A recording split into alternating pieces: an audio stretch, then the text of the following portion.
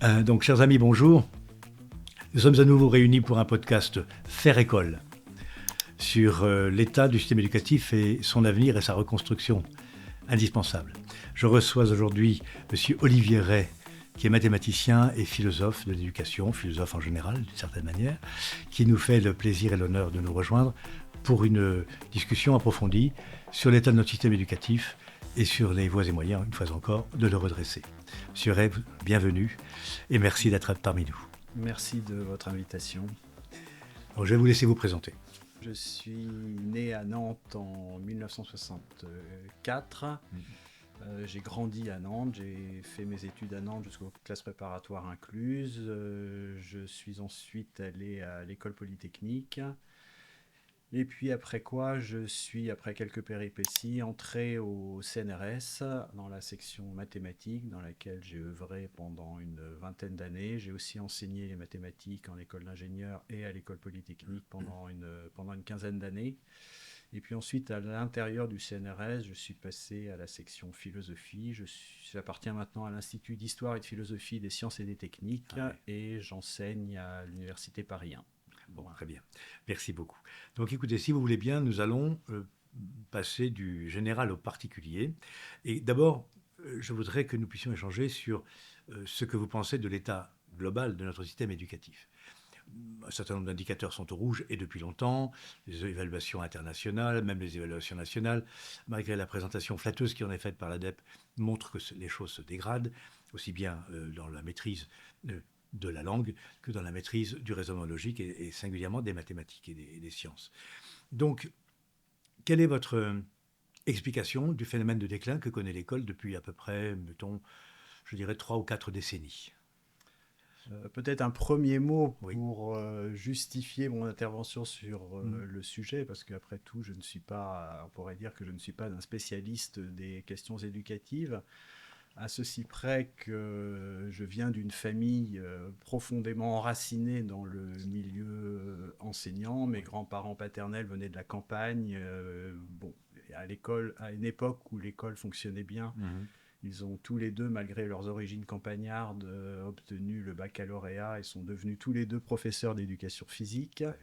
Et puis, du côté maternel, mon grand-père était ouvrier. Mais là aussi, l'école jouait son rôle.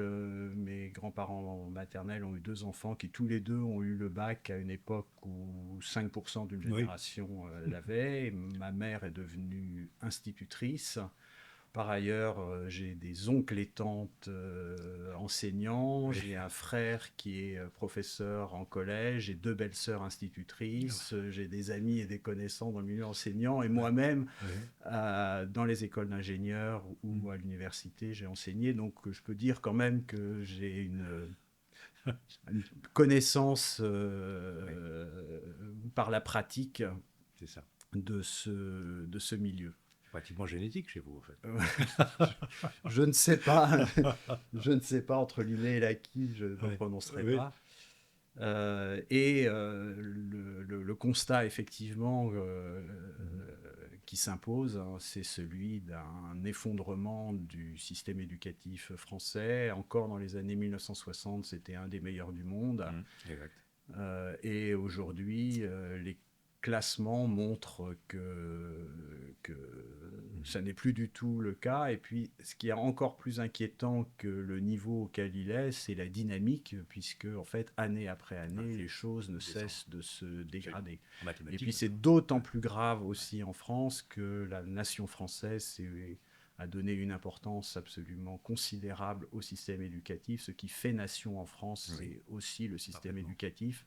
Et donc, si le système éducatif ne va pas, le pays lui-même est particulièrement affecté. Absolument, vous avez parfaitement raison. Et notre pays consacre 88 milliards d'euros à ce qu'on appelle la mission enseignement scolaire du budget. C'est le premier budget de l'État, et de loin. Et le paradoxe est que ces 88 milliards d'euros,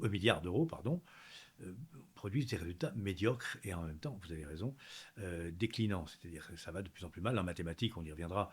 Nous sommes maintenant lanterne rouge des pays de l'OCDE ou de l'Union européenne, peu importe, enfin, de toute façon, de pays voisins.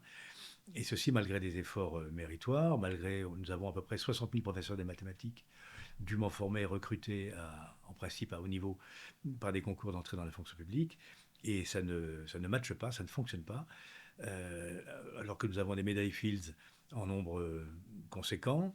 L'école de mathématiques française est une des meilleures au monde au niveau universitaire, mais au niveau scolaire, on constate en effet un effondrement. Donc on reviendra aux mathématiques, mais donc nous sommes d'accord sur le diagnostic, et d'ailleurs d'une certaine manière tout le monde est d'accord sur le diagnostic.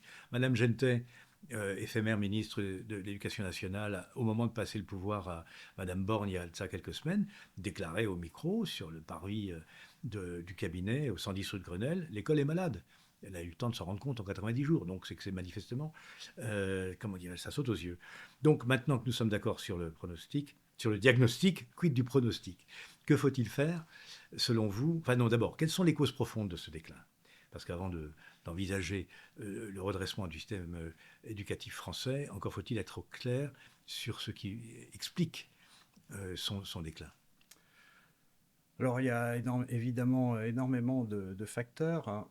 Un premier facteur à prendre en compte est un facteur qui est extérieur, je dirais, à l'école, parce que l'école a affaire à des élèves, et les élèves qu'on envoie à l'école aujourd'hui ne sont pas les mêmes que ceux qui allaient à l'école dans les années 1960. Oui. La société de consommation est passée par là. La société de consommation, c'est une société qui promet toujours des gratifications immédiates moyennant l'achat de tel ou tel produit. On peut dire que c'est quelque chose qui est assez antithétique avec la culture scolaire, qui n'est pas du tout dans le même discours. À cela s'ajoute depuis maintenant une dizaine, quinzaine d'années l'envahissement du monde par les écrans, oui, avec même de très jeunes enfants qui passent des heures par jour sur ces écrans. Et là encore, en fait, ça ne prédispose pas du tout à un bon apprentissage scolaire. Donc je pense par exemple qu'une des mesures qu'il faudrait prendre pour redresser l'école, ce serait de sévèrement contingenter chez les plus jeunes l'usage de ces écrans. Oui. Ce que fait par exemple un pays comme la Chine. Oui. La Chine, c'est assez extraordinaire parce qu'au XIXe siècle, elle a subi de la part des Occidentaux une domination que les Occidentaux étaient en mesure de leur imposer à cause de moyens militaires supérieurs. Oui. Et les Britanniques ont mené en Chine des guerres qu'on appelle les guerres de l'opium pour obliger la Chine à mettre l'opium en vente libre. Et aujourd'hui, ce que fait la Chine avec TikTok, c'est une sorte de guerre de l'opium à l'envers.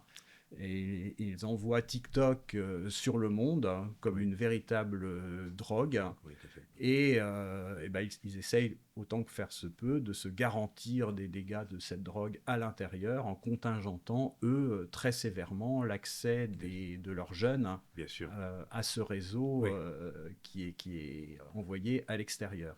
Et donc là, il y aurait des mesures extrêmement importantes à prendre. Je crois que l'Australie commence à faire la chose, mais ça, ce serait... Je pense, quand on pense à l'école, il faut non pas seulement penser à l'école en tant que telle, mais à l'environnement général dans lequel elle se place. Tout à fait, oui. Et de ce point de vue-là, il y a un autre aspect aussi, Marcel Gauchet l'a bien souligné. Auparavant, l'école avait affaire à des enfants qui étaient déjà socialisés dans leur famille, qui avaient appris à l'intérieur de leur famille le fait qu'ils étaient un parmi d'autres. Oui, et donc, à ce moment-là, également, l'école accueillait, encore une fois, des enfants qui avaient déjà appris à vivre en société, alors qu'aujourd'hui, l'école aussi accueille des enfants qui n'ont pas été véritablement socialisés, et donc elle se retrouve, avant même de songer à les instruire, à devoir, autant que faire se peut, les socialiser, mais c'est très difficile lorsqu'elle est seule à devoir réaliser cette tâche. Donc là, on s'aperçoit que le problème de l'école, c'est pas simplement un problème qui ne concerne que l'école, mais qui concerne la société la société dans son ensemble. Oui. Vous voyez, si je peux donner encore un exemple, Oui, oui. ma mère a commencé à enseigner comme institutrice dans les années 1950, à une époque où il y avait un très grand déficit d'instituteurs et d'institutrices, et de ce fait, elle a été recrutée dès après le bac, Oui. à 18 ans, pour aller enseigner. Elle enseignait dans une petite localité près de Lille qui s'appelle Péranchy, et elle s'est retrouvée d'emblée avec une classe de 52 élèves dans une école de garçons, un cours moyen première année, et elle s'en est extrêmement bien sortie. Et à la fin de sa carrière, elle avait des classes qui oscillaient entre 20 et 25 élèves, Oui. et c'était beaucoup plus difficile. C'est ça. Oui, tout à fait. Oui. Et donc, voilà, Oui, c'est aussi ces évolutions anthropologiques bien sûr. qui pèsent lourdement sur l'école. Alors ensuite, l'école elle-même a ses responsabilités dans la situation, qui se sont déclarées à partir des années 60 et 1970. Et là, si je peux essayer de résumer la situation par une image, dans un livre que j'avais publié il y a de ça une vingtaine d'années, je commençais par ce constat assez curieux, c'est-à-dire que dans les années 1970, brusquement, les constructeurs de poussettes ont changé l'orientation des enfants dans les poussettes, Exactement. c'est-à-dire que les enfants qui auparavant regardaient leurs parents dans la poussette ont été retournés et ont été orientés directement vers le monde. Alors pourquoi cela ?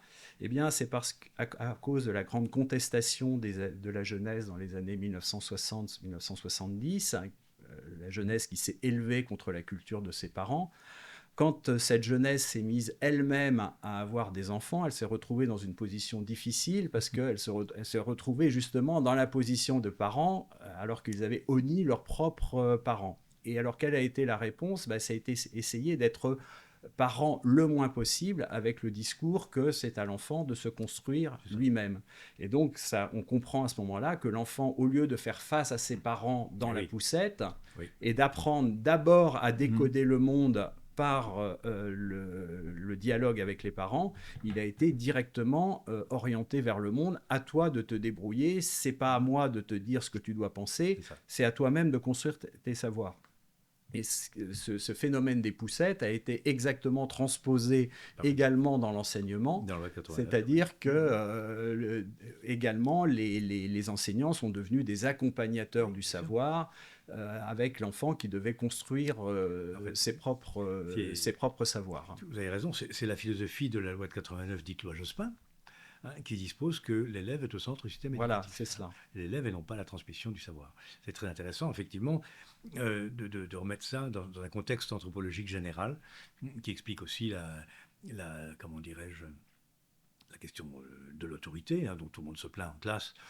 Tous les professeurs disent que, en effet, les élèves ne sont plus maîtrisables, qu'il faut passer un temps fou à les mettre au travail ou à les reconcentrer. Tout le monde a entendu ça dans sa famille ou chez des amis.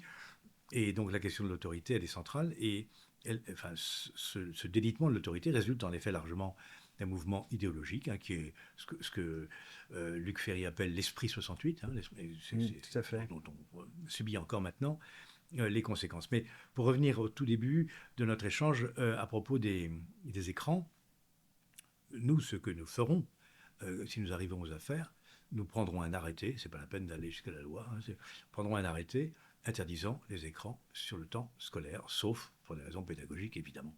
Quand il s'agira d'étudier, de programmer, d'étudier ou de l'informatique ou autre, les écrans seront autorisés. Mais pour le reste, c'est déjà prévu par la loi pour le primaire et le secondaire, mais c'est renvoyé aux règlements intérieurs des établissements qui suivent plus ou moins vaguement les recommandations, enfin les stipulations de la loi. Nous l'étendrons au lycée. Nous dirons, dans l'enseignement scolaire, de 3 ans, si j'ose dire, à 18 ans, l'usage des portables est interdit sur le temps scolaire et dans les enceintes scolaires, sauf nécessité pédagogique. Oui, c'est une chose que nous ferons, parce qu'il faut en effet y mettre un terme à cette invasion qui en fait, à la fois formate et déstructure nos élèves, l'esprit de nos élèves. Ils sont à la fois formatés à la consommation, à l'émotion, à l'affectivité sans limite, n'est-ce pas? Et puis en même temps, ils sont complètement déstructurés, puisqu'évidemment, ils ne posent plus de regard critique sur quoi que ce soit. Ils n'ont plus aucune distance par rapport à ce qu'on leur sert ou au réel. Et du point de vue scolaire, évidemment, c'est catastrophique, puisque c'est l'exact inverse de ce que nous demandons dans les classes, en principe. Donc, ça sont les causes extérieures. Vous avez raison, on va revenir aux causes intérieures aussi. Du coup, je voudrais revenir sur la Chine. La Chine, donc, dont le régime permet des interdictions draconiennes, etc. Vous voyez, nous, on pourrait le faire sans être un régime chinois. C'est pas très compliqué. Un simple arrêté, et ce serait réglé. Hein. Mais bon, cela dit, la Chine va plus loin, puisqu'elle contrôle largement l'accès de ses citoyens aux différents réseaux sociaux, pour des raisons qui la regardent, et qu'on n'a pas, enfin, je n'ai pas à commenter, ça les regarde. Mais du coup, ça me fait penser à la question de la puissance. Vous avez produit, en dehors des livres, Une question de taille et Quand le monde s'est fait nombre, d'autres écrits de nature plus philosophique ou plus géopolitique sur le rapport entre la qualité d'un système éducatif et la notion de puissance d'une nation. Donc on voit bien que les Chinois, comme les Russes, comme sans doute aussi le monde musulman dans sa partie la plus moderne, investissent énormément en éducation. Et dans une éducation qui est très éloignée de nos principes. Là-bas, il n'est pas question de l'élève au centre, il est question des apprentissages, comme on dit, ou plutôt de la transmission des savoirs au centre. Pensez-vous qu'il y ait danger pour notre nation si notre système éducatif continue à s'effondrer? Ah bah oui, ça c'est absolument clair. Marcel Gauchet insiste bien sur la raison d'être de l'école, qui est la transmission d'un certain type de savoir, pas du tout de tous les savoirs, mais d'un certain type de savoir, qui sont des savoirs systématiques, fondés sur l'écriture. Il y a énormément de choses qui s'apprennent beaucoup mieux en dehors de l'école qu'à l'école. Et je pense qu'un des problèmes aussi que l'on a aujourd'hui à l'école, c'est qu'on a voulu faire de l'école la grande éducatrice dans absolument tous les domaines, y compris dans des domaines où cette éducation serait beaucoup mieux assumée en dehors de l'école. En revanche, là où l'école est irremplaçable, c'est dans la transmission d'un certain nombre de savoirs systématiques fondés sur l'écriture. Et il est clair que ces savoirs systématiques fondés sur l'écriture sont absolument essentiels dans un grand nombre de domaines dans le monde moderne. Absolument, tout à fait. Je trouve que je m'intéresse un petit peu à l'histoire européenne, et enfin notamment aux relations franco-allemandes, puisque je suis germaniste à l'origine. Et je me souviens de la défaite de 1871 et de l'analyse qui en avait été faite par notre monde politique. Et Renan disait... C'est la victoire de l'université allemande. Voilà, exactement. Hein, c'est exactement ça. Et donc après, s'en sont suivis les lois scolaires qui ont fait effectivement de notre pays celui qui détenait l'école la plus en vie au monde et qui a permis la revanche. D'une certaine manière, si les poilus ont tenu, c'est aussi parce qu'ils avaient appris un certain nombre de choses, dont d'ailleurs le français en classe, et puis aussi le patriotisme au passage, puisqu'on sait bien que l'instruction civique à l'époque était une instruction patriotique, comme on le trouve dans le Tour de France des deux enfants, etc. On voit bien ces choses-là. Et donc, il y a un rapport, pour moi comme pour vous, un rapport direct entre qualité du système éducatif et puissance, et donc liberté, indépendance, pour ce qui nous concerne, puisque nous sommes désormais une nation moyenne. Et donc, moi, je me fais vraiment beaucoup de soucis parce que je me dis qu'il va falloir, comment dirais-je, beaucoup de temps probablement pour redresser la barre, puisqu'on travaille en génération. Vous savez qu'une réforme d'éducation, ça n'a d'effet qu'au bout de 10 ans à peu près. Enfin, c'est-à-dire le temps qu'une génération passe, grosso modo, du CP à la seconde. Et donc, c'est du temps long, ça n'est pas du temps politique, ce qui est un problème, puisque les politiques, évidemment, vont au plus pressé, ce qu'on ne peut pas leur reprocher, puisque c'est ainsi. Hein. Mais nous allons tâcher de nous affranchir de cette contrainte et de voir au-delà du temps politique, au-delà d'un quinquennat, de 2 quinquennats, voire plus loin pour essayer de reconstruire quelque chose qui arme la nation pour les défis qu'elle aura à relever et qu'elle commence déjà à relever, évidemment, couramment, au XXIe siècle. Alors maintenant, on pourrait peut-être approfondir, si vous voulez, la question des causes internes. On a vu les causes externes, anthropologiques, contextuelles, sur lesquelles l'école ne peut pas grand-chose. Hein, à part, donc je vous dis, à part interdire, comme on le fera, l'usage des portables dans les établissements scolaires sur le temps scolaire, retrouver le principe d'autorité familiale, n'est-ce pas, restaurer le patriarcat, comme diraient nos adversaires, c'est-à-dire ça ne relève pas de l'école. C'est un débat de société qui est beaucoup plus profond et qui probablement est en cours et aura lieu et aura des conséquences. Mais donc, voyez-vous des causes internes à l'effondrement de l'école? Est-ce que, par l'effet d'ailleurs aussi de ce que vous décriviez de l'extérieur, puisque l'école est poreuse, hein, voyez-vous dans l'organisation, dans son gigantisme, dans sa structuration, comment dirais-je, pyramidale, dans la formation de ses professeurs, voyez-vous des causes internes à l'effondrement? Alors, il y a un livre qui est vraiment fondamental sur la question, qui date déjà de 40 ans maintenant. C'était le livre de Jean-Claude Milner, qui s'appelle De l'école, qui posait déjà un excellent diagnostic.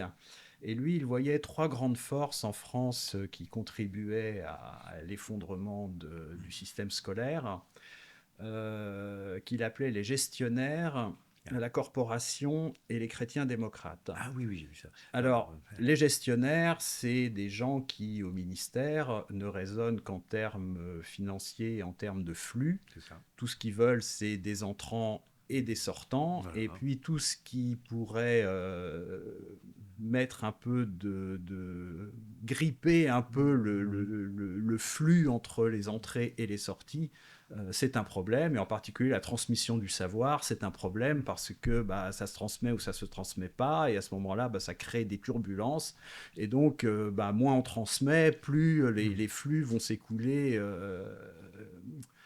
de manière laminaire. Bon. La corporation, ce qu'il appelle la corporation, c'est en fait la prise de pouvoir sur l'enseignement des pédagogues, qui se sont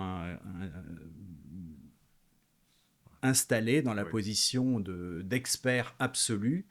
Quand on regarde ce que sont les pédagogues, je ne veux pas faire trop de généralités. Il y a des gens qui sont tout à fait estimables dans cette corporation, c'est pas la question.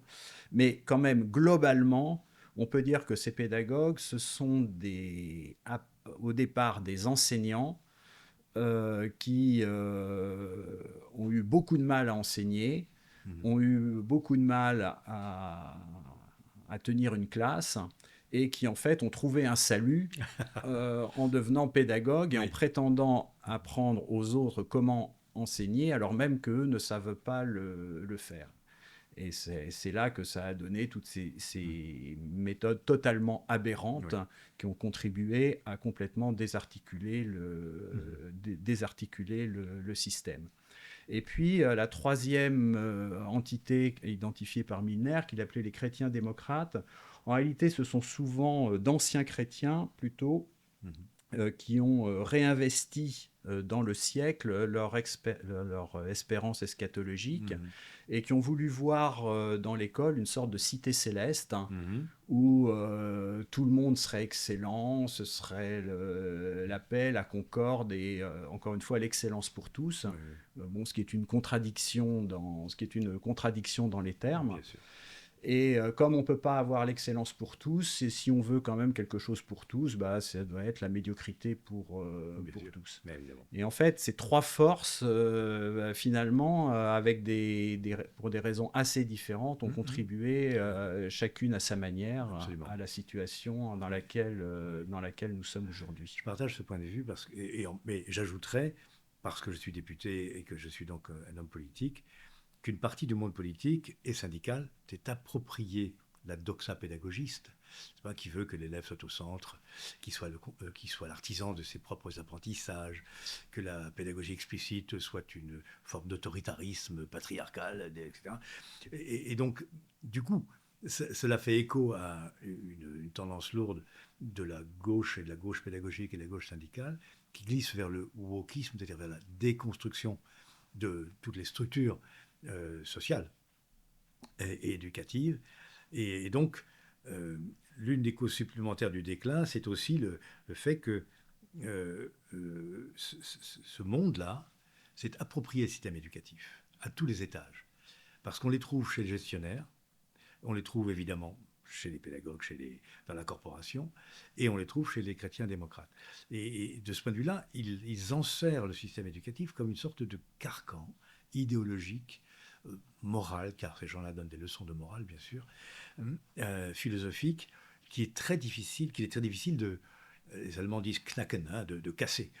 Or, c'est ce à quoi nous employons, je m'emploie en particulier, pour montrer que nous sommes dans une impasse et qu'à insister dans cette voie, nous achèverons de détruire l'école qui part en morceaux. Elle est en train d'être vendue à la découpe. Les classes moyennes et moyennes supérieures quittent l'école publique en masse.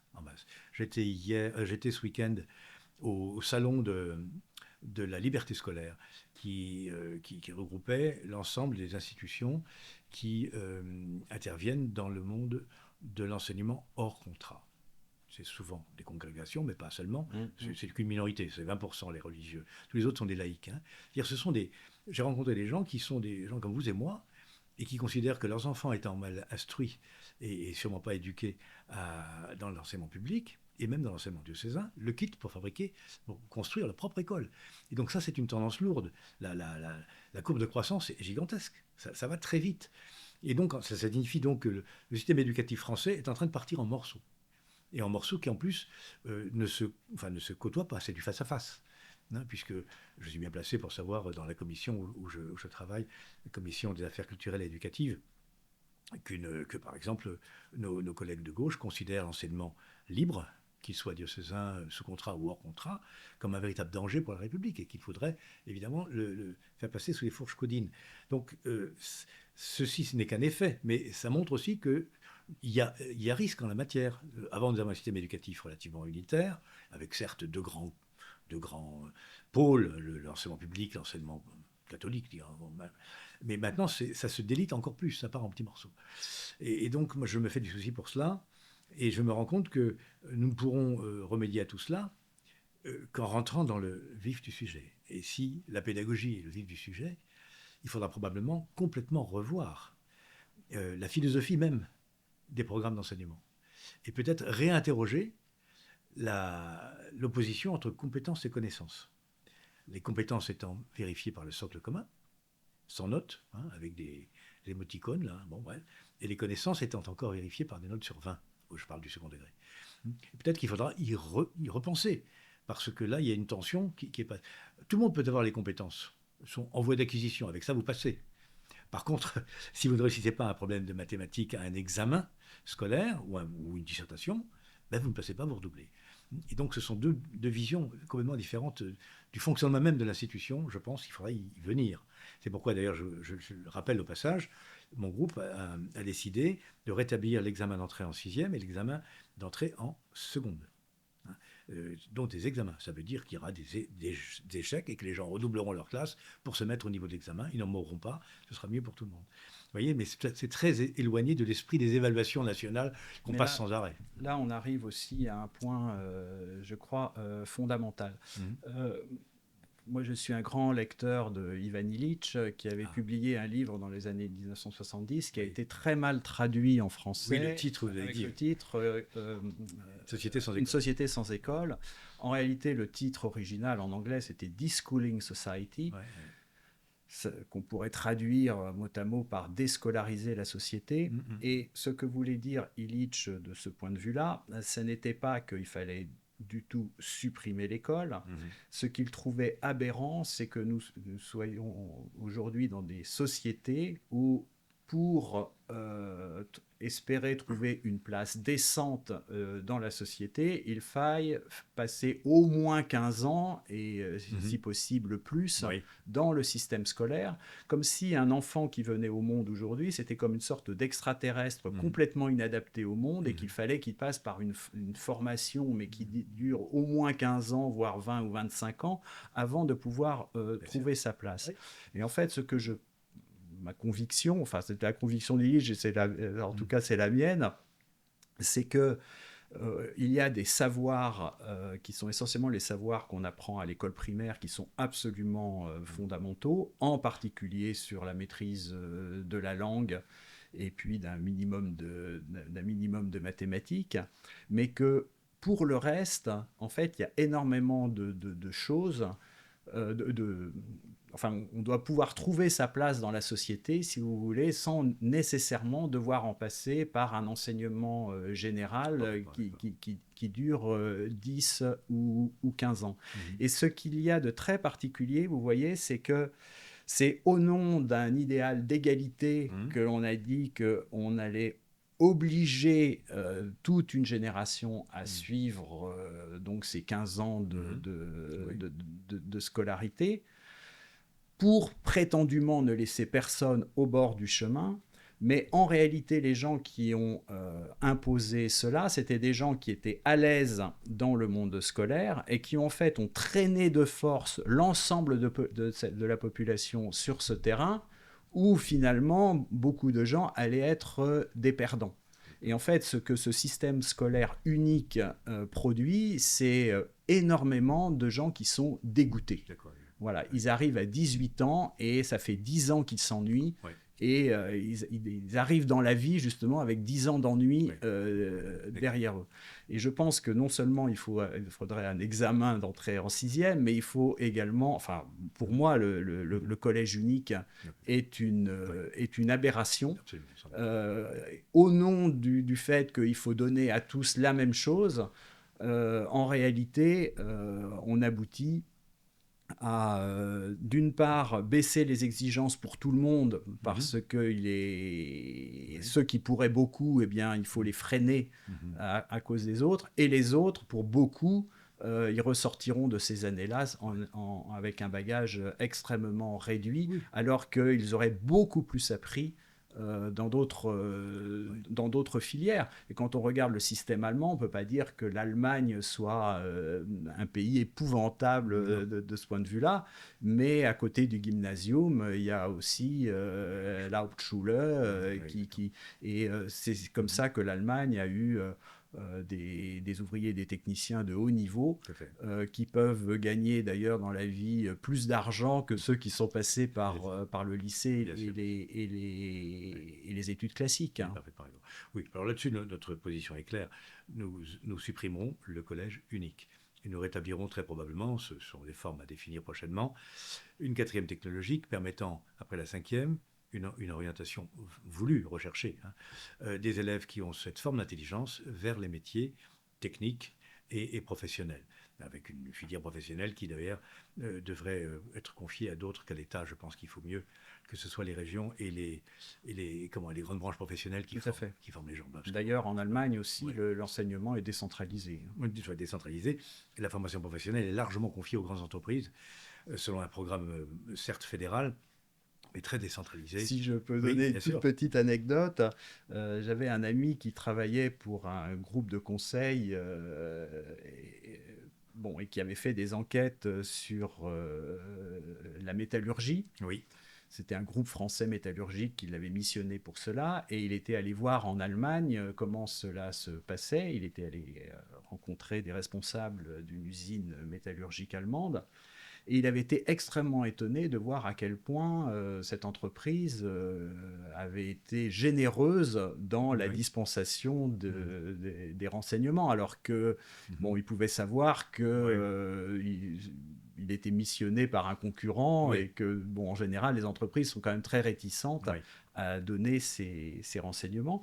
Et à la fin, au moment de partir, ils avaient remercié chaleureusement de tous ces renseignements, et il avait fait part de son étonnement de cette générosité dans les renseignements. Et ils avaient raconté, mais de toute façon, nous pouvons donner ces renseignements-là parce que notre métallurgie, elle tient essentiellement sur la qualité de nos ouvriers et de nos techniciens. Et ça, nos concurrents, ils peuvent avoir ces renseignements-là, mais étant donné qu'ils n'auront pas ces ouvriers qualifiés et ces techniciens, de toute façon, ils pourront pas l'appliquer. Et c'est la grande supériorité de l'industrie allemande, elle est fondée là-dessus. Et qu'est-ce qui permet à l'industrie allemande d'avoir ces gens hautement qualifiés ? c'est précisément des gens qu'on n'a pas traînés dans un système scolaire inadapté à leur cas pendant 10 ans et qui se sont beaucoup plus vite orientés vers des filières professionnelles où ils acquièrent des compétences hautement, enfin de très grandes compétences. Exactement. Qui sont souvent dispensés au sein des grands groupes allemands qui eux-mêmes donc, ont une habilitation à former leur personnel et à dispenser et à délivrer plutôt des diplômes professionnels. Ça, c'est un modèle que nous pourrions regarder de près prochainement, parce que je pense que c'est de nature à redresser la barre d'un enseignement professionnel qui actuellement est un enseignement subi, une orientation subie, avec encore beaucoup trop de formations qui sont des formations parking, garage, où on met les gens parce qu'on ne sait pas où les mettre, hein, mais qui ne mènent pas à l'emploi et puis qui font une forme de déclassement, quoi. J'ai une amie qui a un fils qui ne s'épanouissait pas du tout dans la culture scolaire, qui a fait un CAP de soudure, qui ensuite est parti travailler dans une entreprise, et puis il a fait des formations et il est devenu spécialiste pour les soudures sur les gazoducs, qui demandent une haute qualification parce qu'évidemment c'est extrêmement il ne faut pas que la soudure lâche, n'est-ce pas? Et en tant que soudeur hautement qualifié, il gagne le double de ce que moi je gagne à l'université. Bien sûr. Voilà. C'est très simple. C'est un des arguments qui pourrait convaincre pas mal de familles. Effectivement, il faut avoir ça en perspective. Ça, il faut le faire. Et donc ça signifie aussi d'ailleurs, si on creuse un peu ça, faire un travail en direction du corps enseignant. Le corps enseignant a une faible notion de ce qu'est la vraie vie, c'est-à-dire l'entreprise, l'artisanat, le commerce. Il y a des collègues qui entament une seconde carrière dans l'éducation et qui amènent avec eux leur bagage d'expérience, mais la plupart de nos collègues, moi le premier d'ailleurs, ont fait le cursus honorum habituel, lycée, enseignement supérieur, concours et enseignement. Et donc leur conception, enfin leur expérience de la vraie vie est mince, ce qui fait que lorsqu'ils conseillent les élèves pour leur orientation future, ils ne peuvent que reproduire ce qu'ils sont eux-mêmes. Et c'est-à-dire, en fait, la reproduction, elle tient au fait que pour un professeur, et c'est pas à prendre à mauvaise part, mais enfin, pour un professeur, la réussite, c'est la réussite scolaire, académique. Et que donc, celui qui n'est pas de culture scolaire, en fait, au fond, il est en échec. Et donc, il faut l'évacuer vers des... Bon. Et donc, je pense que ceci peut être changé en changeant en partie la formation initiale des professeurs et en recrutant plus large. Sous Darcos, il y a maintenant très longtemps, il avait été question, sous Gilles de Robiens, encore plus loin, j'étais à son cabinet, il avait été question un temps d'embaucher assez massivement des professeurs associés. Pour un contrat court de 2 ans, on prenait des ingénieurs ou des techniciens supérieurs pour enseigner l'enseignement général. Et on en attendait, on en espérait un changement d'image de l'orientation en général. Bon, évidemment, évidemment, c'est triste à dire, mais comme d'habitude, cette belle idée n'a pas prospéré, puisque le ministre est parti, et avec lui, les meilleures idées du monde. Et donc, c'est quelque chose que nous pourrions inscrire, ça. Et la corporation a repris. Mais voilà, elle a repris le dessus en disant, l'industrie va des rétro satanas, surtout, pas de ça chez nous. Et donc, ça, c'est facile, c'est pas très difficile à installer. Il suffit d'avoir, dans le cahier des charges de la formation initiale, des professeurs qui soient après concours ou même contractuels, un volet immersion en entreprise, avec un rapport d'étonnement, quelque chose de sérieux, n'est-ce pas? Et je pense que déjà, on changerait la vision que le corps enseignant véhicule du monde. L'entreprise, ça n'est pas le diable, les patrons ne sont pas des exploiteurs ni des esclavagistes, etc. Enfin bref, toutes ces choses-là peuvent être transformées par l'expérience, tout bonnement. C'est pas la peine de leur faire des cours d'économie. Je crois que ça pourrait peut-être être utile à certains, mais passons. Et puis par ailleurs, je pense que instruire les générations qui suivent, c'est vraiment une compétence inhérente à l'être humain, et que de permettre à beaucoup plus de personnes de s'impliquer à des degrés divers dans l'instruction est quelque chose qui est aussi extrêmement sain pour une société. Oui, parfaitement. Plutôt que d'avoir, si vous voulez, des personnes qui ne font que cela et puis d'autres qui ne le font pas du tout. Tout à fait. D'accord avec vous. Ça peut paraître paradoxal parce que d'un côté, nous souhaitons sanctuariser l'école, c'est-à-dire la débarrasser de toutes les éducations A, développement durable, je sais pas moi, ne pas manger trop de sucre, aimer les betteraves, enfin bon, il y a 70 priorités dans le code de l'éducation. Donc pour nous, si nous arrivons aux affaires, il en restera 2 ou 3, transmettre les connaissances, transmettre les humanités, s'assurer que nous élevons des citoyens, des démocrates, puis on s'en tiendra là, ça suffit largement. Si déjà on fait ça, ce sera très bien. Donc on virera tout le reste parce que ce sont des choses qui d'une certaine manière, distrait le système éducatif de ses missions principales. Nous allons revenir à l'essentiel et au fondamental, pour le coup, vraiment, de ce qui constitue, de ce qui fait nation, de ce qui constitue une société, c'est-à-dire le partage d'une culture scientifique et des humanités dont nous sommes légataires et qu'il faut absolument transmettre. Ça, nous le ferons. Mais d'un autre côté, en effet, si nous voulons sanctuariser l'école et d'une certaine manière la retirer un petit peu du monde, pas un petit peu, même beaucoup, du monde, de manière à ce qu'on puisse y enseigner sereinement, vous avez raison, nous y ferons entrer quand même des personnels, des agents qui ont une expérience du monde. Parce que sans quoi, effectivement, le passage de l'un à l'autre risque d'être compliqué. Et nous le ferons vraiment. D'ailleurs, ça nous renvoie à la question du recrutement et de la formation du corps enseignant. Lorsque nous faisions une mission d'information sur le recrutement, dont je vous parlais tout à l'heure, un ancien recteur, recteur Boissineau, pour ne pas le citer, qui était un excellent homme, un grand recteur, avait dit que selon lui, la notion de corps enseignant et de carrière enseignante était une notion dépassée, obsolète, et qu'il fallait s'en débarrasser. Donc, une sorte pour la corporation, si vous voulez, c'est une provocation majeure. Mais moi, ça m'a intéressé, et je me suis dit, oui, il n'a pas tort, parce qu'en fait, le truc est complètement ossifié, quoi. En fait, c'est devenu... ça ne produit plus rien. Quand on parle de bivalence, les Allemands sont bivalents, les professeurs allemands sont bivalents. Si vous faites ça ici, vous avez une manif de rue, 20 000 profs dans la rue. Donc il faut absolument casser cela. Et je me demande s'il ne va pas falloir penser sérieusement à revoir intégralement la notion même de fonction enseignante et la détacher de la notion de statut. Pourquoi faut-il que les enseignants soient des fonctionnaires de l'État ? Ils peuvent être des contractuels de l'État, ils peuvent être des associés, des professeurs associés par l'État à la fonction éducative. Vous voyez, et nous y gagnerions en souplesse. Nous aurions ainsi des professeurs mieux formés, plus expérimentés, plus ouverts sur le monde, mais bien concentrés sur ce qu'ils doivent faire. Enfin, vous voyez, donc c'est une question redoutable dans un programme politique, ça. Parce que ça signifie qu'en fait, on change de paradigme, comme on dit aujourd'hui, et qu'on agit sur les profondeurs du système. Parce que moi, je pense sincèrement que, c'est pas je le pense, l'OCDE l'a montré abondamment dans plusieurs rapports, la qualité de l'enseignement dépend de la qualité des professeurs. Ça paraît idiot d'énoncer une pareille banalité, mais l'effet maître est en fait dominant. On a parlé de l'effet établissement, que j'ai beaucoup connu. On peut parler de l'effet de structure, on va peut-être en parler, du gigantisme. Hein. Mais l'effet maître reste déterminant. Vous avez un bon maître, vous apprenez. Et vous avez un maître que vous n'aimez pas ou que vous ne comprenez pas ou qui est moins bon, hein, et vous n'apprenez pas. Moi, par exemple, je suis nul en maths. Hein, bon. Je suis nul en mathématiques parce que j'étais amoureux d'un professeur de mathématiques. Elle était superbe. Donc j'apprenais les mathématiques comme je buvais du petit lait. Ouais, c'était formidable. Et en passant la classe supérieure, j'ai eu un monsieur qui était beaucoup moins attirant. Et quick, ça s'est arrêté. C'est anecdotique, mais je veux dire, l'effet maître, même à ce niveau-là, un peu ridicule, un peu anecdotique, ça compte. Hein.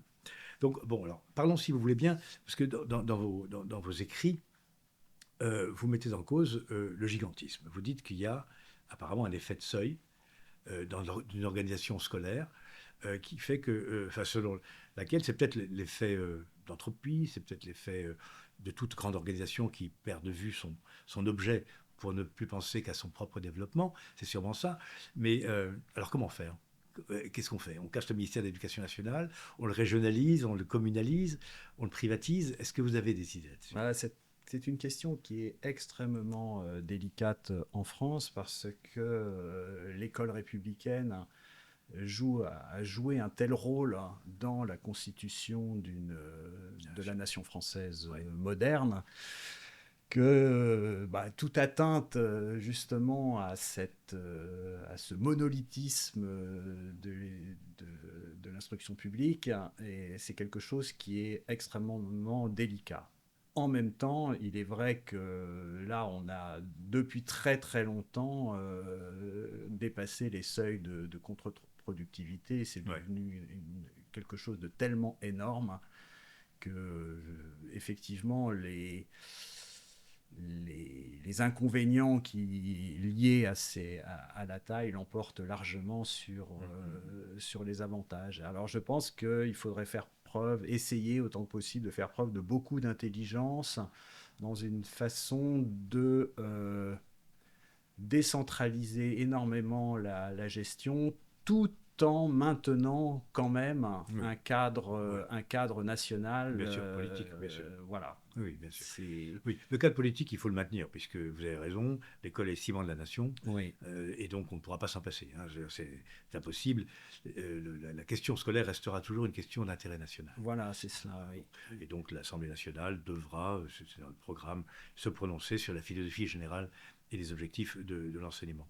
Après, on peut garder... c'est dans la réalisation ensuite du programme, il faudrait sans doute donner beaucoup plus d'autonomie aux établissements. Une des raisons aussi, vous avez raison, un élément absolument crucial dans la qualité d'un système éducatif, ce sont les enseignants eux-mêmes. Aujourd'hui, le niveau de recrutement des enseignants s'est lui-même effondré. Oui, c'est vrai. Et alors là, il y a plusieurs raisons. Il y a d'une part, effectivement, si vous voulez, l'effondrement du système va faire qu'un certain nombre de personnes n'ont pas envie d'aller investir leur existence dans un système qu'ils voient s'effondrer. Prenez un exemple de celui de l'école normale supérieure. Autrefois, il était quand même classique pour quelqu'un qui sortait de l'école normale supérieure d'aller enseigner pendant au moins un certain nombre d'années en lycée. Oui. Et puis après, on passait une thèse, et puis on était recruté à l'université, etc. Mais enfin, il y avait un début de carrière qui se faisait classiquement en lycée. Aujourd'hui, c'est vraiment l'exception. Les normaliens font tout ce qu'ils peuvent pour surtout éviter ces années d'enseignement. Mais il n'y a pas seulement le problème de la qualité du système, il y a aussi le fait que avec cette gestion nationale, en fait, toute personne qui est reçue au concours de recrutement est promise à passer un certain nombre d'années en Seine-Saint-Denis ou à Roubaix, enfin dans des zones qui ne sont pas spécialement attirantes. Et c'est aussi un facteur dissuasif absolument terrible. Ah oui, vous avez raison. Il y a des professeurs qui sont titulaires, enfin qui ont réussi l'agrégation ou le CAPES et qui refusent d'entrer dans l'enseignement public, qui préfèrent aller dans l'enseignement privé, où ils sont moins bien payés, où leur retraite sera moins bien rémunérée, parce qu'ils peuvent rester près de chez eux. Et tout à fait. Ils peuvent éviter d'être, transportés dans des endroits où ils n'ont absolument rien à voir. Et ça me permet d'enchaîner sur un sujet qui me tient à cœur. J'ai un ami qui donc a passé l'agrégation de lettres, et puis, comme il se doit ensuite, a été nommé en ZEP à Argenteuil, un endroit où il a passé 12 ans. Bon, c'est quelqu'un d'extrêmement courageux, qui s'est beaucoup investi dans son travail, mais il me disait que, vous voyez, les meilleurs cours qu'il a pu faire pendant ces 12 années, c'était les cours de latin, parce qu'il y avait une option, il s'était bagarré, il avait obtenu qu'il y ait une option latin dans ce collège. Et pourquoi ces cours de latin étaient formidables ? Une des raisons, c'était que, évidemment, il était dans un endroit où il y avait une population immigrée très importante, mais vis-à-vis du latin, justement, tout le monde était un peu à égalité, parce que personne ne parlait a priori latin. Et puis surtout, comme c'était une option, en fait, n'étaient là que les élèves qui choisissaient de faire l'option. Et enfin, il avait une classe débarrassée des éléments perturbateurs. Oui. Et en fait, là, on voit toute la perversion de l'égalitarisme, si vous voulez, avec toujours ce discours, il ne faut laisser personne sur le bord du chemin. Mais le résultat, c'est que il me disait ça, c'est-à-dire qu'en ZEP, dans une classe, il avait les 2/3 des élèves qui étaient prêts sincèrement à travailler. Et puis, il en avait 1/3 qui ne voulaient rien faire et qui allaient passer toutes leurs années de collège à empêcher les autres de travailler. Et donc, sous le prétexte de ne laisser personne au bord du chemin, en fait, on condamne 2/3 des élèves à ne pas travailler alors qu'ils ne demanderaient qu'à le faire. Bien sûr. Et donc, vous voyez, il y a quelque chose, il y a un mensonge terrible où on se dit « Ah, mais alors voilà, si vous les orientez ailleurs, c'est mal pour eux. » Mais on ne pense absolument pas à ceux qui vont pâtir pendant toute leur scolarité de ceux qui les empêchent de travailler. Tout ça, après, c'est des exemples, mais enfin bon, je pratique du sport, et le sport, ça a cette vertu qu'on rencontre des gens qu'on ne rencontrerait pas autrement, parce que ça brasse les classes sociales. Et donc j'ai une connaissance qui habite à Pantin, et son fils était dans un collège à Pantin. Il était très bon en classe, et il se faisait casser la figure parce qu'il était très bon en classe. Et il s'est débrouillé il a réussi à l'inscrire dans une école privée à Paris, et son fils a fait l'école polytechnique. Alors que lui est ouvrier. Oui, bien sûr. Mais vous voyez que là... en fait, c'est le contexte qui empêchait son enfant de travailler. Et donc, au prétexte, si vous voulez, de garder tout le monde, en réalité, on nuit aussi à... Et quand on parle du fait que l'école ne joue plus son rôle d'ascenseur social, elle ne le joue plus parce que précisément ceux qui pourraient profiter de cet ascenseur, quand ils sont dans certains quartiers, c'est totalement impossible. Oui, ils en sont empêchés. D'ailleurs, c'est même mesuré par PISA. Parce que PISA ne mesure pas que les connaissances scolaires ou les capacités à répondre correctement à des questions en mathématiques, en lettres notamment. PISA, maintenant, interroge les élèves, alors c'est du déclaratif, mais quand même, interroge les élèves, également dans tous les pays concernés, sur le climat scolaire.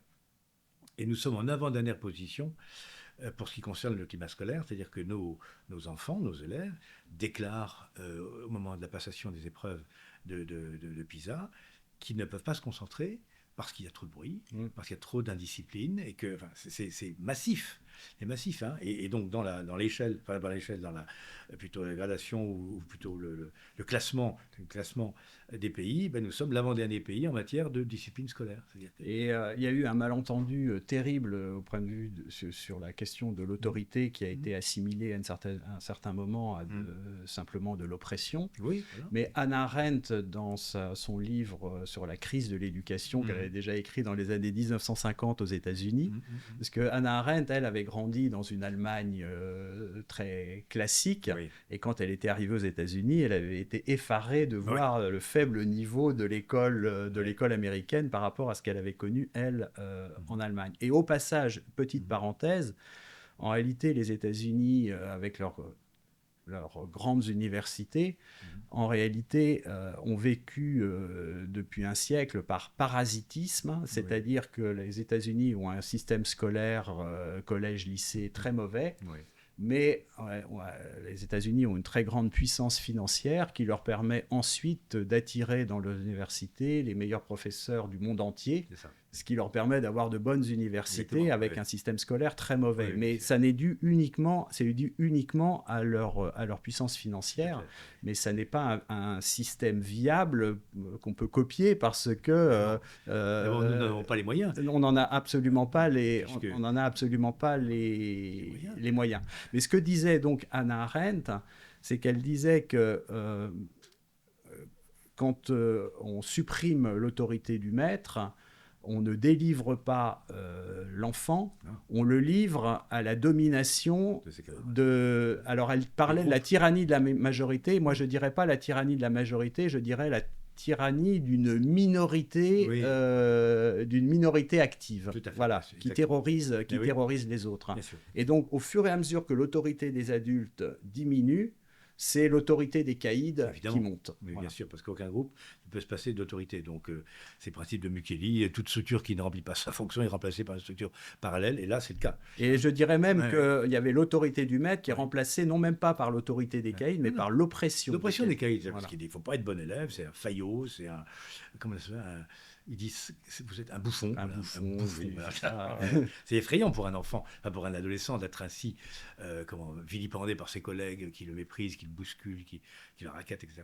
Et ça s'applique encore plus sur les garçons que sur les filles. Oui, oui. Et c'est ce qui explique aujourd'hui que dans les résultats scolaires, les résultats des garçons sont bien en dessous du résultat des filles, parce que c'est sur eux que s'exerce le plus la tyrannie de ces caïds. Ben oui, c'est ça, oui, c'est un milieu viriliste, etc. Voilà. Ouais, bien sûr. Et d'ailleurs, c'est pour ça que le ministère ne s'intéresse qu'à l'égalité garçon-fille, en soulignant toujours que les filles sont les maltraitées du système.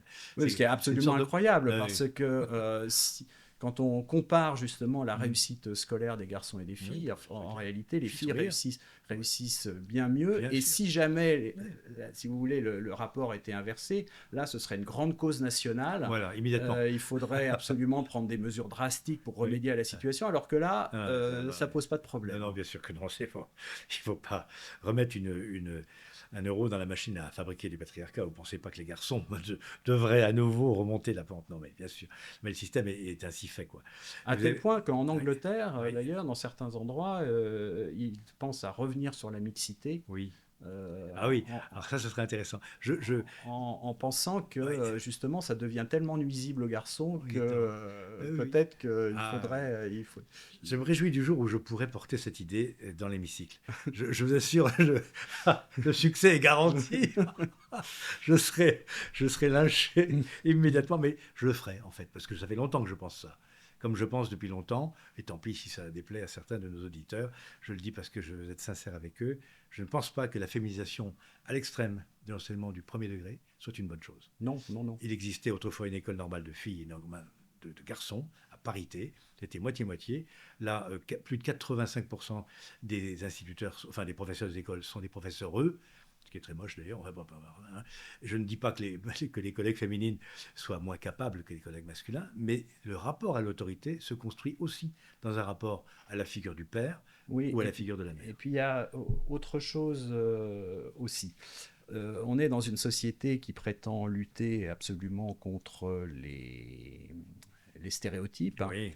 Et les rapports se succèdent pour montrer à quel point les résultats sont décevants et qu'à l'adolescence, on s'aperçoit que les stéréotypes sont extrêmement forts.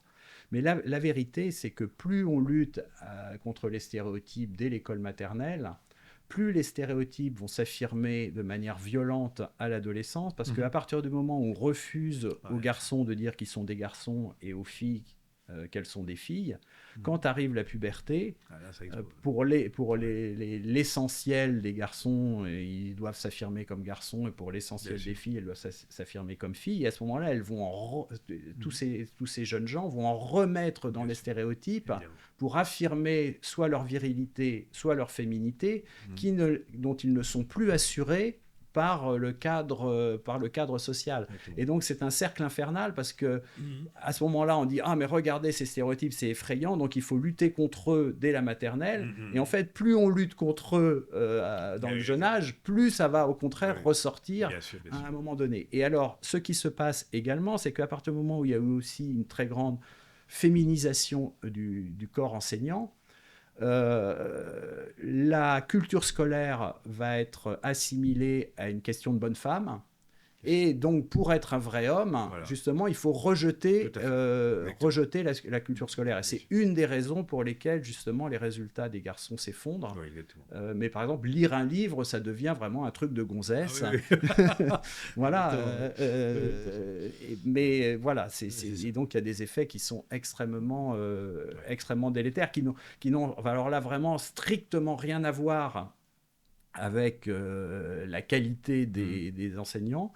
Moi, j'ai eu des institutrices et des professeurs absolument formidables, mais il est vrai que socialement, une domination écrasante des femmes dans le corps enseignant véhicule auprès des jeunes une image qui est problématique. Vous avez parfaitement raison, tout à fait. C'est un fait. Bon, et quand on parle de parité dans beaucoup d'endroits, comme à l'Assemblée nationale ou à des tas d'endroits, on pourrait penser que l'enseignement est précisément un endroit où la parité devrait être respectée. Moi, je pense que cette question-là finira par arriver chez nous aussi. Qu'il serait sain qu'il y ait de la parité également dans le corps enseignant. Dans le corps enseignant, tout à fait, exactement, je suis d'accord. Et j'observais aussi, justement, ce week-end, dans ce salon de la liberté scolaire, que beaucoup d'établissements privés hors contrat ne sont plus mixtes. Et, chez moi, à Chalès, dans le Loir-et-Cher, va s'ouvrir un collège-lycée avec internat de garçons. C'est intéressant. Hein. Donc moi, on va creuser ça parce que ça mérite franchement de l'être. Et pourquoi pas, ça peut devenir une question politique, une question d'organisation, etc. Alors, la question justement de la mixité des sexes me donne l'occasion de revenir un petit peu aux mathématiques. Enfin, j'en arrive aux mathématiques. Où là, étrangement, toutes les courbes statistiques montrent que les jeunes filles, qui sont pourtant de meilleures élèves en seconde, ont massivement boudé les mathématiques générales, qui, vous vous souvenez, hein, de la première mouture de la réforme Blanquer, et que ça fait s'effondrer d'ailleurs le nombre d'élèves qui avaient une culture de mathématiques dans le cycle terminal, et elles sont peu représentées dans le monde des mathématiques. C'est, je crois, 30% d'après les chiffres. Enfin bon, c'est très peu. C'est très étrange, puisqu'elles sont très scolaires, si j'ose dire, elles sont de bons élèves, sont de bonnes élèves, mais il y a comme une sorte de plafond de verre pour les jeunes filles en mathématiques. Comment expliquer ce phénomène ? Alors, l'explication classique qui est donnée, c'est encore une fois, des stéréotypes masculinistes qui dissuaderaient les jeunes filles de faire des mathématiques, encore un reste d'oppression masculine. En réalité, je pense que cette explication est complètement fausse. La vérité est la suivante, et je m'appuie là encore une fois, c'est pas simplement des vues de l'esprit. J'ai beaucoup de collègues professeurs en lycée, professeurs de lettres, qui enseignent aussi bien à des classes scientifiques qu'à des classes littéraires, et qui se sont renseignés, qui ont posé à leurs élèves la question pourquoi vous avez choisi d'être dans telle filière plutôt que dans telle autre. Et voilà quelles étaient les réponses. Essentiellement pour les garçons, c'est mes parents qui voulaient que je fasse des maths, et pour les filles, je préférais les lettres. Et en fait, ce qui se passe dans les familles, ça c'est une vérité il y a une dissymétrie, c'est-à-dire que dans beaucoup de familles, les familles sont plus angoissées sur le devenir économique des garçons que des filles. Se disent que les études scientifiques, de ce point de vue-là, sont plus sûres que les études littéraires, et donc vont pousser les garçons, vont les obliger à faire des mathématiques, et en laissant beaucoup plus de liberté aux filles. Et à ce moment-là, les filles, elles choisissent ce qu'elles ont envie de faire, c'est-à-dire elles s'orientent vers les études littéraires. Mais si vous voulez, les filles s'orientent vers les études littéraires, non pas en raison d'une oppression masculine, mais au contraire parce qu'on ne les contraint pas. Ah d'accord, voilà. C'est intéressant. Ah oui, tout à fait. Et que les garçons font des mathématiques, non pas spécialement par goût pour les mathématiques, mais parce qu'on leur dit, bah écoute, c'est plus sûr, il faut faire des mathématiques. Être ingénieur qu'intermittent du spectacle, c'est sûr. C'est ça, c'est ce qu'ils disent dans la famille. C'est un vrai métier, quoi. C'est ça. Comme si tu fais des maths, tu seras... Et si je prends mon cas personnel, si vous voulez, moi ce que je préférais comme discipline au lycée, c'était l'histoire. Mais bon, bah voilà, il y avait une logique familiale qui m'orientait vers les classes préparatoires scientifiques. voilà. Ce serait là, non, c'est intéressant comme explication. Et il est bien possible que si j'avais été une fille, mes parents m'auraient dit bon, bah écoute, si ça, fais-toi plaisir, oui. Ouais, voilà, c'est ça. Bon, Vous voyez. alors, Donc effectivement, là, ouais. il y a bien si vous voulez, un déterminant social, oui, mais c'est pas le déterminant non, qu'on scolaire. imagine. C'est pas scolaire, c'est C'est pas, et c'est pas une. Les filles ne s'orientent pas vers les lettres oui. parce qu'on les dissuade de faire des mathématiques. Non, par goût. C'est par goût. Ouais, oui, bien sûr, non, mais c'est très bien comme ça d'ailleurs. Et de même que les garçons s'orientent beaucoup vers les mathématiques, non pas par goût des mathématiques, mais parce qu'on les pousse à le faire. D'accord, je comprends bien. Bien sûr. Mais alors, qu'est-ce qui explique maintenant, plus généralement, le fait que dans l'enseignement scolaire, les maths, enfin, on soit si mauvais. Vous avez vu les derniers résultats de Teams, 23, on est les derniers. Cette fois, on ne peut pas aller plus bas, on est les derniers. Et ça, c'est quand même un paradoxe. Enfin, en principe, on a de bons profs, je suppose. Enfin, qu'est-ce qui ne va pas dans l'enseignement scolaire des mathématiques? Moi-même, je n'arrive pas à comprendre. Alors d'abord, il faut qu'on se rassure en disant effectivement qu'on a une école mathématique française de haut niveau. On est le deuxième en médaille Fields, très grossièrement, on peut dire l'équivalent du prix Nobel en mathématiques. On est les deuxièmes après les Américains. Et en plus, comme je vous dis, les Américains, beaucoup de leur attrait, c'est que, en fait, bon, voilà, ils ont pillé la planète entière. Ils ont pillé la planète. Bon. Mais cela étant, c'est une pointe c'est une montagne, si vous voulez, dont les parois s'effritent de plus en plus. Et donc, en fait, par effet d'inertie, on garde encore un sommet assez haut. Mais en revanche, la base se réduit beaucoup. Je note d'ailleurs que dans les 3 dernières médailles Fields françaises, il y en a eu donc 2 en 2010, Cédric Villani et Go Bao Chao, et puis en 2014 Avila. Sur les 3, donc il y en a un qui a fait ses études primaires et secondaires au Vietnam, et l'autre qui les a faites au Brésil. Donc en fait, si vous voulez, on s'oriente un peu vers le modèle américain où en fait on récupère des gens qui viennent terminer leurs études en France, mais ce ne sont plus des gens qui ont été véritablement formés en France. Et puis, bon, par ailleurs, pour ce qui est de l'effondrement aujourd'hui des mathématiques, je pense que d'abord, on ne voit pas pourquoi les mathématiques miraculeusement échapperaient au destin général. Et puis, deuxièmement, si vous voulez, ce qui est absolument fondamental avant de faire des mathématiques, c'est d'avoir une bonne maîtrise de la langue. Un certain nombre de personnes s'imaginent que les mathématiques, une démonstration mathématique, c'est une suite de formules. Non, pas du tout. Et justement, ça, c'est vraiment une des choses qu'on m'a apprises et rabâchées en classe préparatoire. Mais une démonstration, ça se rédige. Et en fait, qu'est-ce que c'est qu'une démonstration? C'est un texte, comme n'importe quel autre texte, à l'intérieur duquel interviennent des formules mathématiques. Mais c'est d'abord un texte. Et la maîtrise de la langue est quelque chose qui prépare justement au raisonnement mathématique. Et je pense qu'aujourd'hui, parce que quand on regarde les tests de PISA, on s'aperçoit que les tests de compréhension de la langue, les résultats sont extrêmement mauvais. Et je pense que c'est tout à fait lié et corrélé à...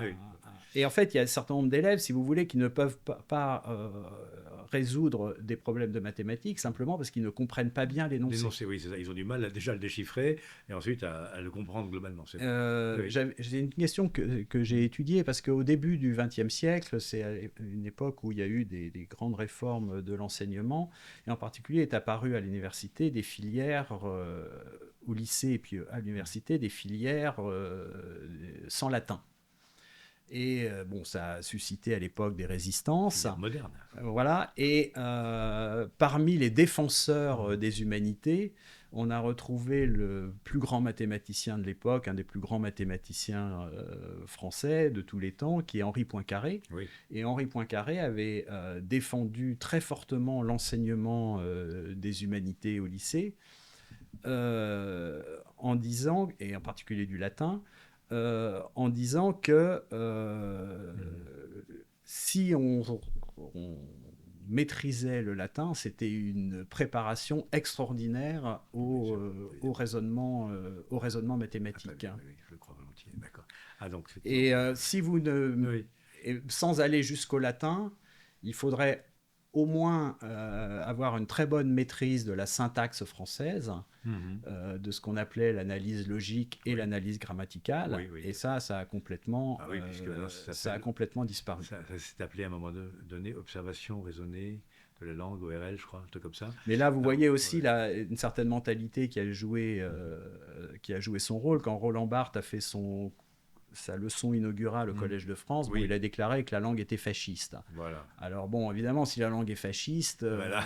ça devient difficile d'enseigner la grammaire. Oui, bien sûr, évidemment. Mais Oui, non. en réalité, si vous voulez, pour une bonne pratique des mathématiques, la maîtrise de la grammaire est quelque chose qui est essentiel. La langue fasciste, ça fait penser à la langue comme instrument de domination masculine, et donc à l'éclosion de l'écriture inclusive.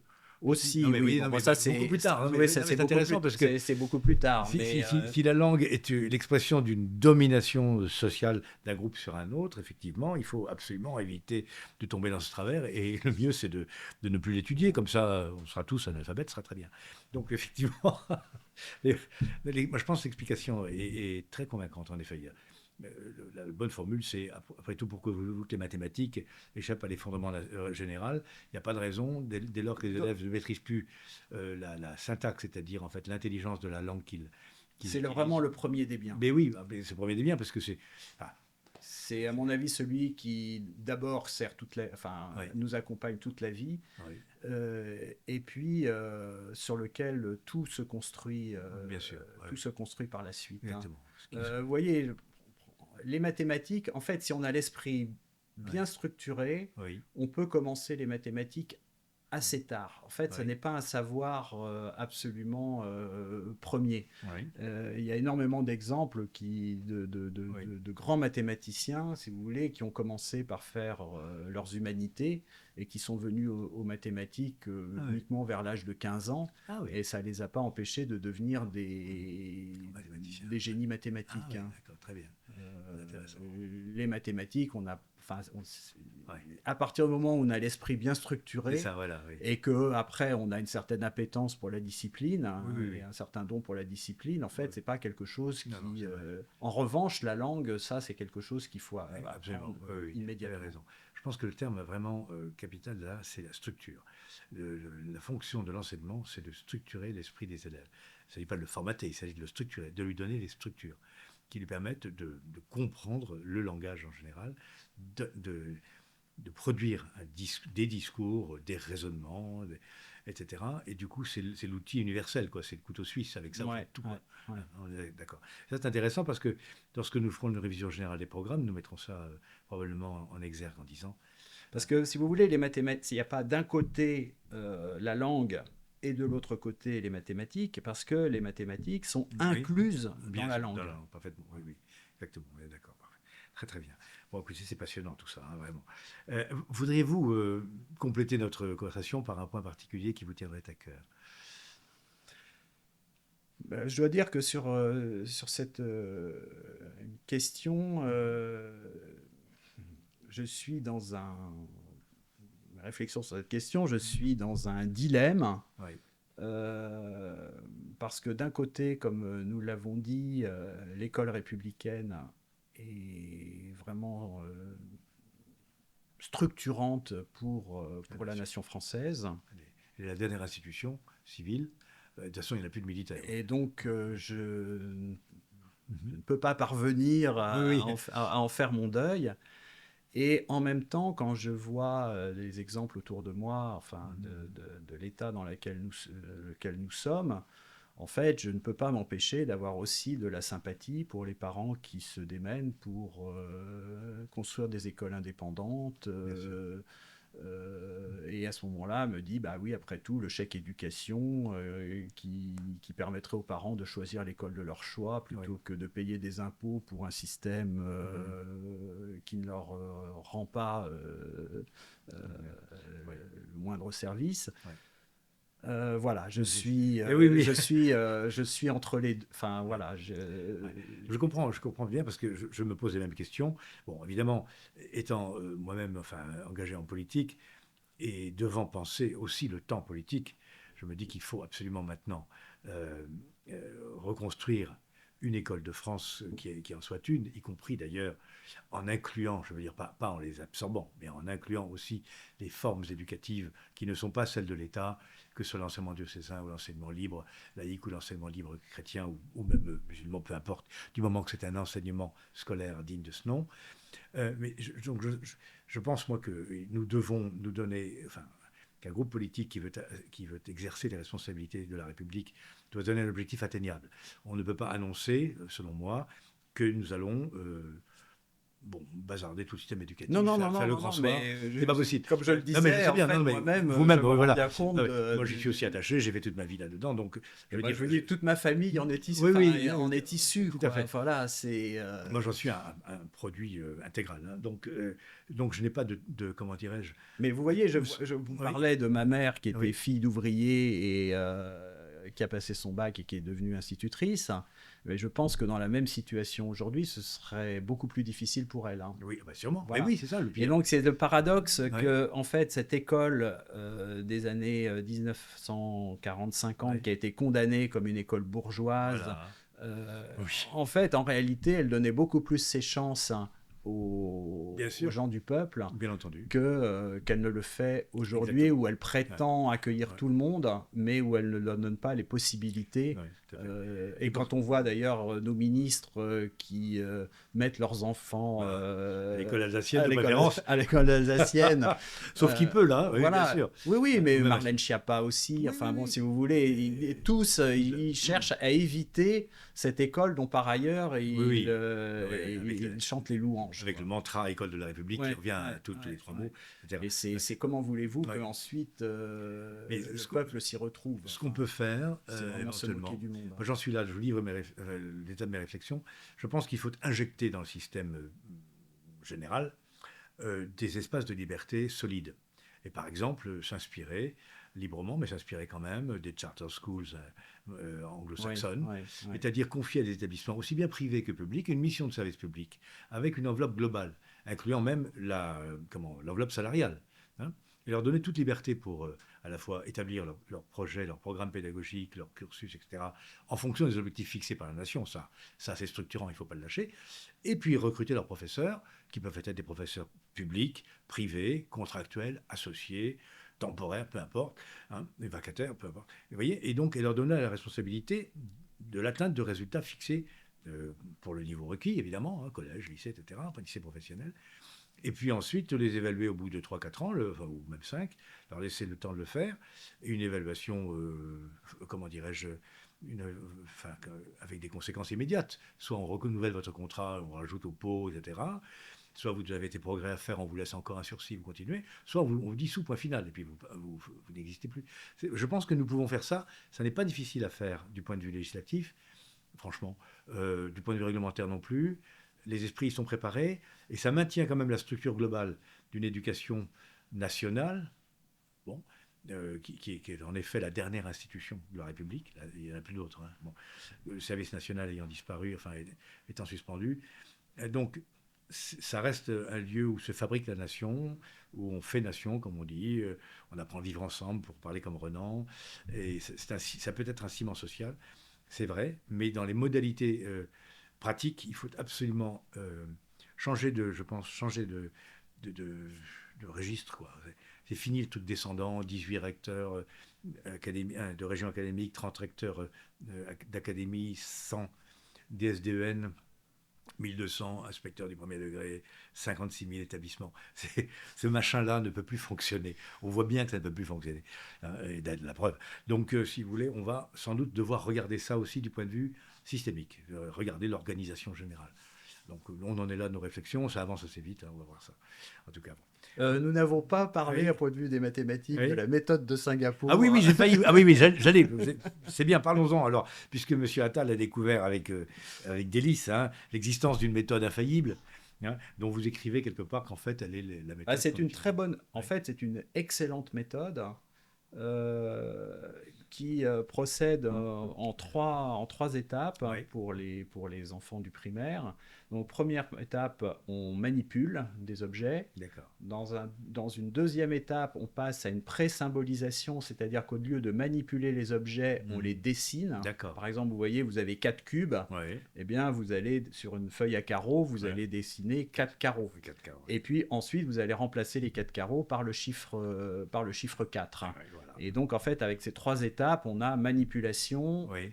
symbolisation Oui, c'est vrai. directe Oui, par oui. le dessin Et et abstraction. ensuite l'abstraction. Ouais. Mais vous voyez, dès le cours préparatoire, on apprend les 4 opérations. Et en fait, il y a une profonde logique là-dedans parce que l'addition et la soustraction, la soustraction, c'est l'opération inverse de l'addition, et donc il faut les faire ensemble pour comprendre le mécanisme. La multiplication et la division, c'est la même chose, mais en revanche, à ce stade-là, par exemple, on va ne faire que des divisions qui tombent juste pour pas tomber dans les difficultés algorithmiques. Et ça, en revanche, ce sont dans les classes suivantes qu'on rentrera dans les détails. C'est une extrêmement bonne méthode, mais quelle n'a pas été ma surprise de me rendre compte que ma mère, qui avait un cours élémentaire de première année, appliquait cette méthode-là, qui lui avait été, comme elle n'était pas passée par l'école normale, puisqu'elle avait été enseignée directement, mais c'était son directeur d'école qui lui avait appris le métier. Et en fait, lui, il avait été formé dans les années 20-30. Et finalement, si vous voulez, on redécouvre comme méthode de Singapour quelque chose qui avait cours en Europe dans ces années-là. Mais comme il est hors de question de dire que dans quelques domaines que ce soit, on ait pu faire mieux avant qu'aujourd'hui, en fait, on peut éventuellement parler de la méthode de Singapour, alors que si on disait qu'on revenait à ce qu'on faisait dans les années 30, là, ce serait le scandale. Mais en fait, comment ont fait les Singapouriens pour élaborer leur méthode? Simplement, ils ont regardé ce qui se faisait en Occident et ils ont sélectionné ce qu'ils avaient trouvé de meilleur, et c'est comme ça qu'ils ont élaboré leur méthode. Il y a aussi un autre pays dont on pourrait s'inspirer, qui est la Russie, parce qu'en fait, l'Union soviétique, quand elle s'est effondrée, elle était à peu près au niveau, dans beaucoup de domaines, d'un pays du tiers-monde, sauf qu'avec une énorme différence, c'est qu'elle avait un très bon système éducatif et universitaire. Et une des raisons pour lesquelles ce système était si bon, c'est qu'en fait, il a échappé à toutes les réformes qui ont eu lieu en Occident depuis les années 1960. Et encore aujourd'hui, en fait, il y a des choses qui sont très intéressantes dans les méthodes. Leur excellence dans les domaines scientifiques et dans les domaines militaires. C'est pour ça qu'ils ont des... on voit qu'ils tiennent toujours la route. Oui, ils ont des missiles hypersoniques que nous sommes à peine en train de commencer à développer. Voilà. Eux, ils les tirent. Enfin, bon, passons. Mais c'est grâce à un système éducatif. Mais oui, ce qui nous ramène au tout début de notre conversation, il y a un rapport direct entre puissance et qualité du système éducatif. Et donc ça, c'est une chose que nos politiques actuelles ne comprennent pas. Je verrai bientôt Madame... Elisabeth Borne en audition à la commission. Je vais m'adresser à elle au nom de mon groupe et je vais lui représenter que ce qu'elle propose, ce sont des choses anecdotiques qui sont dépourvues de vision stratégique, qu'elle n'a pas bien compris les enjeux réels. Et vous voyez, pour ce qui est de préparer les jeunes à l'usage des nouvelles technologies, je pense que la meilleure préparation des jeunes à l'usage des nouvelles technologies, c'est de les préserver des nouvelles technologies. Tout à fait, bien sûr. Parce que précisément, plus ils auront été préservés des nouvelles technologies, plus ils pourront en faire un bon usage. Un bon usage, parfaitement. Toute petite anecdote, je me souviens d'une conférence de Michel Serres. Alors lui, c'était un ravi de la crèche vis-à-vis des nouvelles technologies. Et alors, il donnait un exemple qu'il trouvait absolument merveilleux. Il disait, auparavant, quand j'avais un vers de Virgile qui me revenait en tête, je pouvais passer une journée à chercher dans l'Énéide où se trouvait ce vers, alors que maintenant, je tape le vers sur Google et j'ai la réponse immédiate. Et moi, à la fin de la conférence, j'avais dit à Michel Serres, mais vous n'avez pas appris le goût de Virgile sur Internet. Sur Google, et parce que vous avez grandi en dehors de cette nouvelle technologie, vous utilisez la nouvelle technologie pour rechercher le vers de Virgile.